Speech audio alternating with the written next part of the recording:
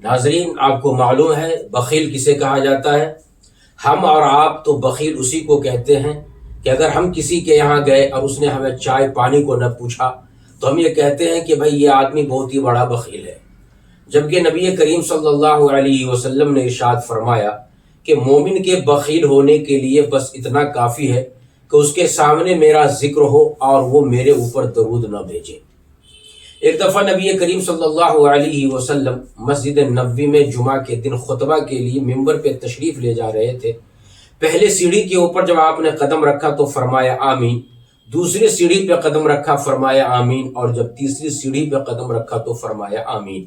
صحابہ کرام اس منظر کو دیکھ کر کے حیران ہوئے۔ خطبہ کمپلیٹ ہونے کے بعد صحابہ کرام نے سوال کیا کہ آقا صلی اللہ علیہ وسلم آمین کہنے کی وجہ کیا ہے؟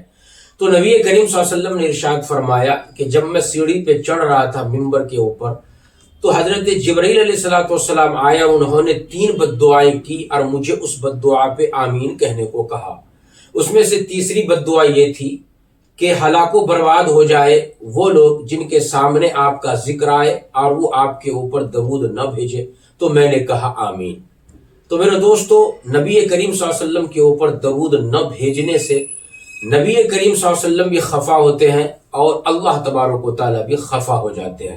لہٰذا ہمیں چاہیے کہ جب بھی نبی کریم صلی اللہ علیہ وسلم کا نام آئے تو ہم ضرور نبی کریم صلی اللہ علیہ وسلم کے اوپر درود بھیجیں، چونکہ علماء کرام کا متفقہ طور پر یہ فیصلہ ہے کہ ہر مسلمان کو زندگی میں کم سے کم ایک دفعہ نبی کریم صلی اللہ علیہ وسلم کے اوپر درود بھیجنا یہ فرض عین ہے۔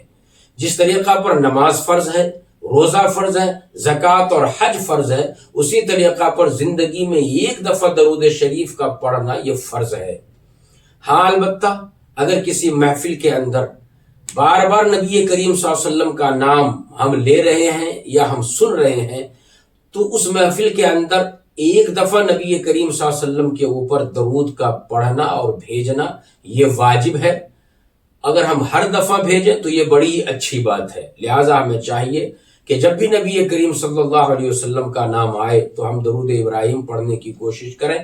اگر اتنا وقت نہ ملے تو ہمیں چاہیے کہ ہم صلی اللہ علیہ وسلم جو سب سے چھوٹی درود ہے اس کو ہم پڑھنے کی کوشش کریں۔ اللہ حافظ۔